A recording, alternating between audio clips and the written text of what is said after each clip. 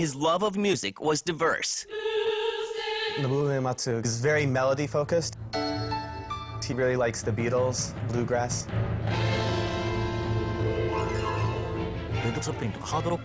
I love rock. I grew up listening to Led Zeppelin.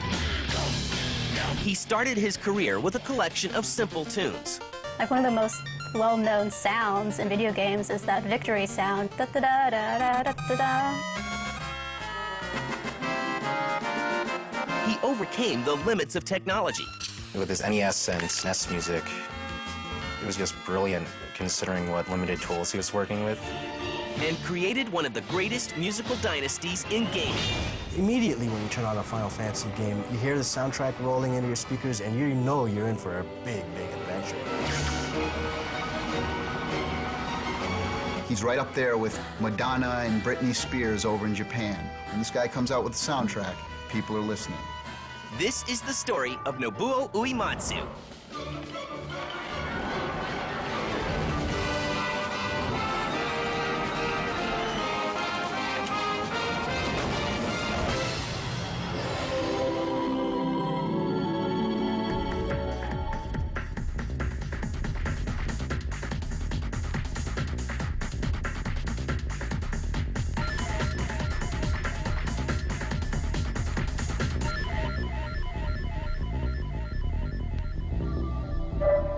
On March 21st, 1959, Nobuo Uematsu is born in Kochi City, Japan.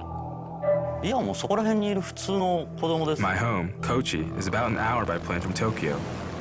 It was kind of a countryside. There was a lot of nature. When I was in elementary school, rather than going to the city for amusement, I'd go to swim in the river or get a tent and go camping.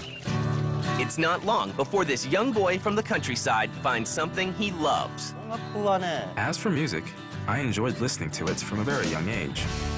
When he is 12, Uematsu gets even more involved with music. In my high school years, rock and pop music were very popular, and my friends wanted to get a band together. At the very start, I think we were playing Beatles tunes. A lot of people play the guitar, and the bass and drums weren't for me. So when asked what I could play, I thought, well, there's a piano at my house, so why not the keyboards? That's how I became a keyboard player. He's kind of a very traditional musician. He's very melody-focused. I love rock. I grew up listening to Led Zeppelin. He really likes the Beatles, bluegrass. Those are some of his musical influences. Elton John writes such unique melodies.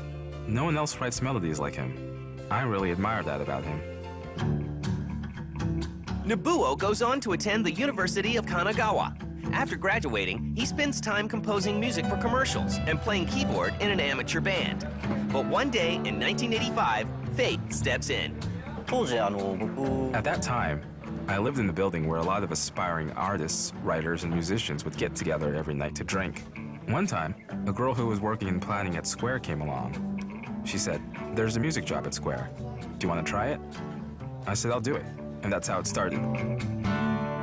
Square was a very small publisher in Japan. They'd come out with a number of RPGs for the tiny floppy disk type games for the Nintendo Famicom here in Japan. And they produced a handful of cartridges. But really there was nothing to distinguish them, to set them apart from the large number of small development houses that were able to thrive in Japan. By 1986, Uematsu is hard at work for Square, composing music for both the Famicom and a Japanese computer called the PC-88. His early work includes Blasty, Rad Racer, and 3D World Runner. But all is not well with the small software developer. Square made a ton of games, and some of them stuck, but not all of them were popular. Even though they had a small level of success, they were in a fair bit of financial trouble. Really, they needed not just a hit, but a mega hit if they were going to keep the company around. Now that Uematsu has a job doing what he loves, the company he works for might go under. However, Square still has one more game up its sleeve, and Uematsu is tapped to be its composer.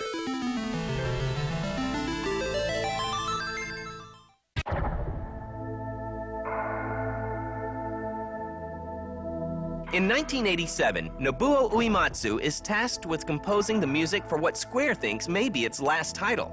Square was having some financial trouble. Final Fantasy, the name came from the finality of it. It was seen as the final project for the company.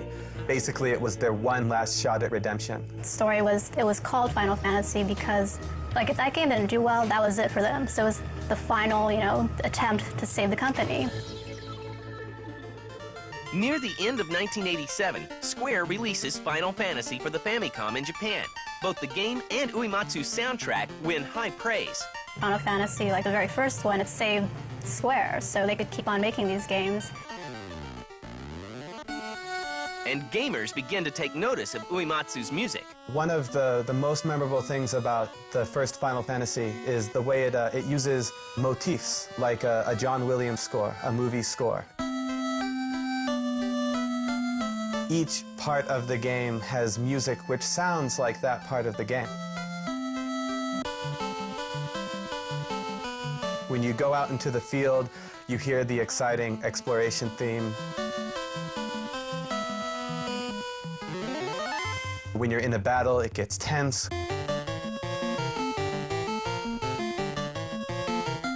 When you're in the ice cave, it's mysterious. At each stage of the game, he came up with a really great and fitting song. Many different styles that really strung together made a soundtrack. It wasn't just background music. 1 year later, Square releases Final Fantasy II, and again the music is composed by Uematsu. Interest in the Final Fantasy series continues to grow, and people love the music. In my mind, Nobuo Uematsu, he really brought a lot of soul to the Final Fantasy games.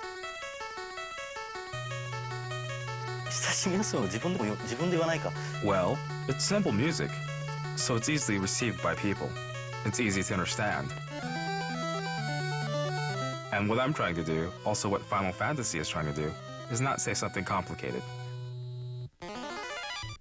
Nobuo's music becomes so popular that a CD featuring his work from both Final Fantasy games is released on December 21st, 1988. Like, one of the most well-known sounds in video games is that victory sound when you defeat somebody in a Final Fantasy game. It's like da-da-da-da-da-da-da. Like, everyone recognizes that music if they've played any Final Fantasy games. And also, the Final Fantasy II Nintendo game had the score that was really beautiful. In 1989, Uematsu composes the music for Final Fantasy Legends on the Game Boy. 1 year later, he continues his work writing the music for both Final Fantasy III and Final Fantasy Legends II. In 1991, Uematsu's talent is given a little more room to soar when the Final Fantasy games move up to the 16-bit Super Famicom, which would later be released in the US as the Super Nintendo. With his NES and SNES music, it was just brilliant considering what limited tools he was working with. He was able to get players to really feel a story with the music itself, and a lot of people think that that's his best stuff. Even though he has more powerful tools to work with, they really think he just brought something really special back then. Uematsu composes music for the next 3 Final Fantasy games, and also lends a hand by writing some pieces for the hit RPG Chrono Trigger.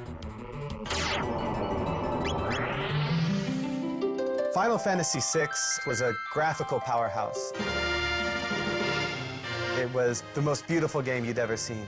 It had a fantastic musical score.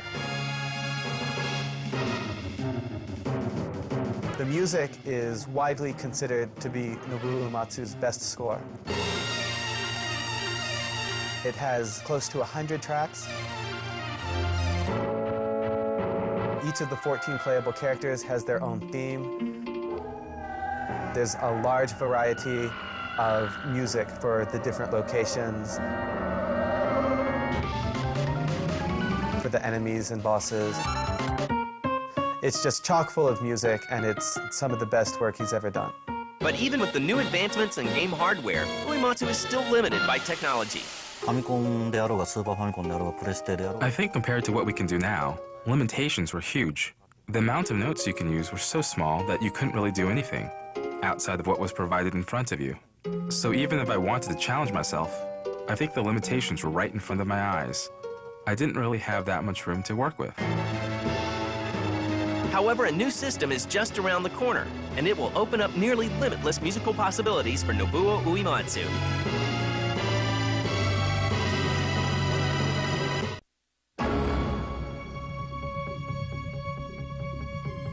By the time Sony releases the PlayStation in 1994, there are 14 CD soundtracks featuring Uematsu's music in retail stores across Japan. The Final Fantasy games are now an established franchise, and Uematsu is one of the most respected composers in gaming. In 1997, Final Fantasy VII is released for the PlayStation and sells over 9.2 million copies in its lifetime. Nobu just blows me away. I'll listen to like Final Fantasy VII, I'll be listening to this music and this great orchestral scores and choirs and everything. And after Final Fantasy VII, I'm like, that stuff's amazing. There are actually a bunch of songs that I like in Final Fantasy VII. But Aeris's theme is one of my favorites. I also like the opening sequence where Aeris walks out and a motorcycle goes by.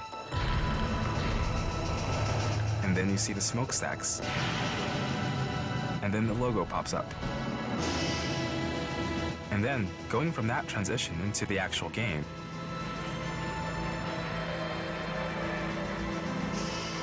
that part is something that I'm very proud of as a team.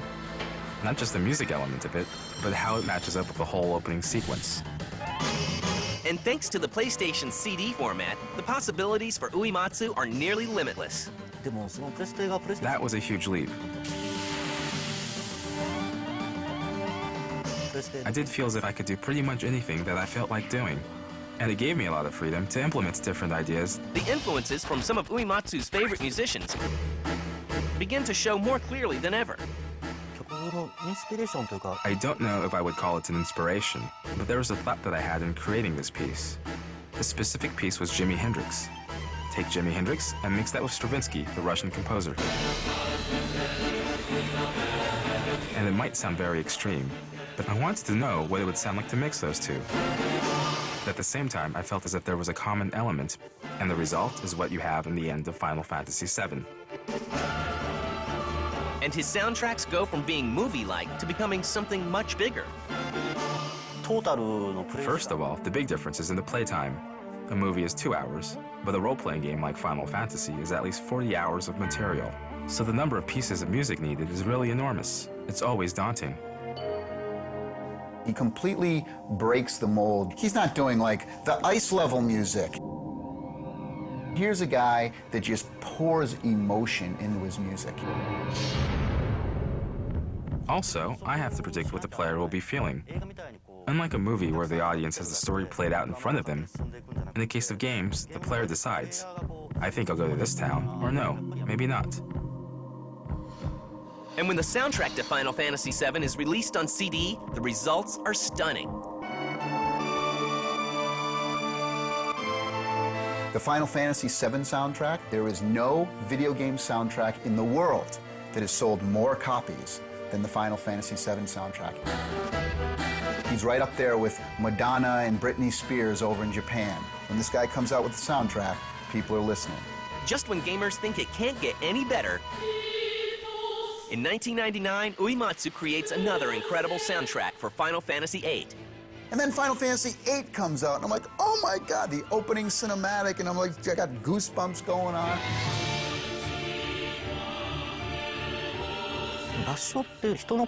Having a huge chorus had always been something that inspired me.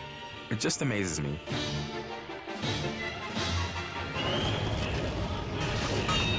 It is a big difference than just using instruments. Final Fantasy VIII is probably my personal favorite. And for the first time, Uematsu teams up with Asian pop icon Faye Wong for the song Eyes on Me. The single wins Song of the Year at the 14th Annual Japan Gold Disc Awards in 1999. It is the first time music from a video game wins this award. Once in a while, I will go to a CD store and I'll hear Eyes on Me playing in the background. I'd start thinking, oh, that's such a familiar tune. I remember listening to that song a long time ago. And then it will dawn on me, oh yeah, I wrote that music. The fact that Eyes on Me gets played all over the place is one piece that I'm happy about. In 2000, Final Fantasy IX is released. Uematsu composes 160 pieces of music for the new sequel. Nobuo also expands beyond games. He writes the theme song for the anime series Ah, My Goddess, and even contributes to albums by Japanese pop stars. But has the talented composer reached the peak of his fame?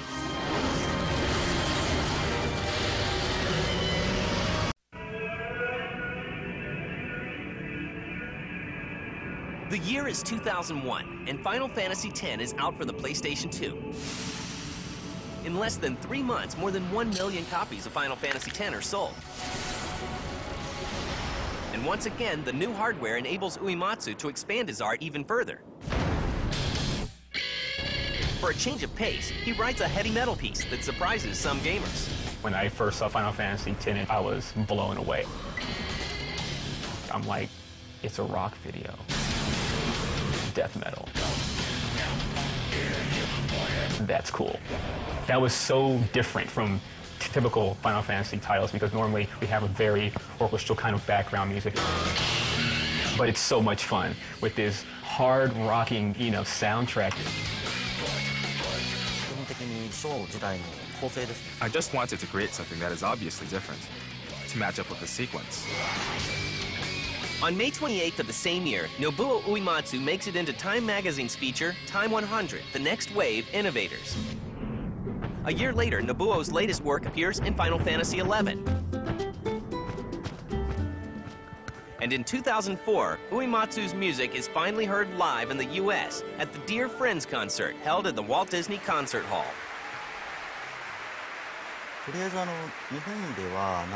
We've already done similar performances and had concerts in Japan, but this is going to be our first outside of Japan.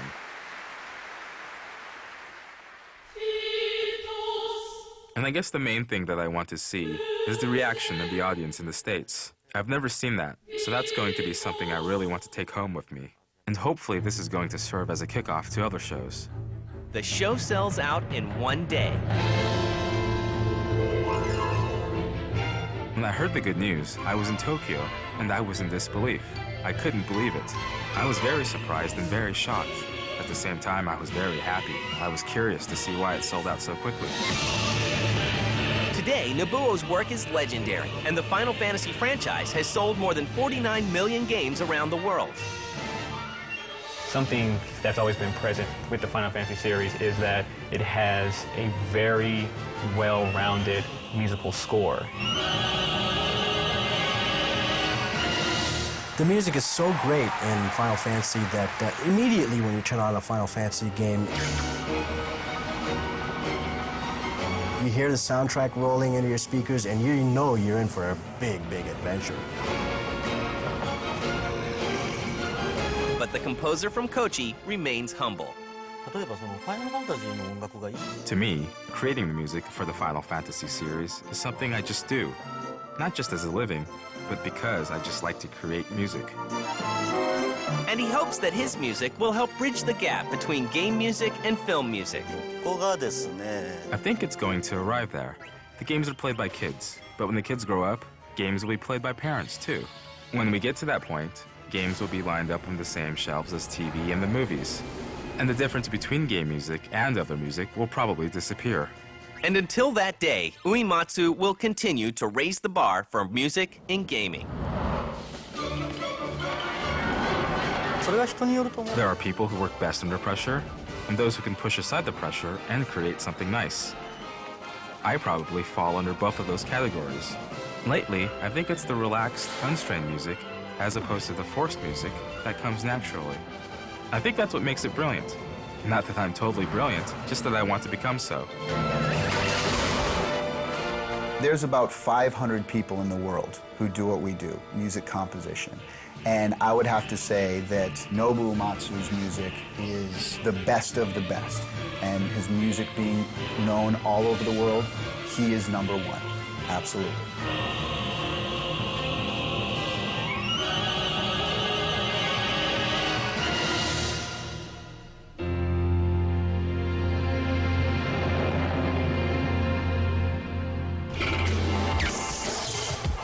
It all started with Easter eggs. Before you know it, I couldn't get enough of God mode. When I don't punch him in, I get a little weak. I thought you were supposed to go backwards in Pitfall. I can't even make it through 2 levels without infinite ammo. I can't remember a time when I didn't use codes. They made up the codes, I just used them. No one's gonna find out. Get the latest cheat codes and walk-through strategies for Grand Theft Auto San Andreas. Write the homie to see if you got what it takes. Cheat season premiere, January 18th at 10 Eastern, 7 Pacific.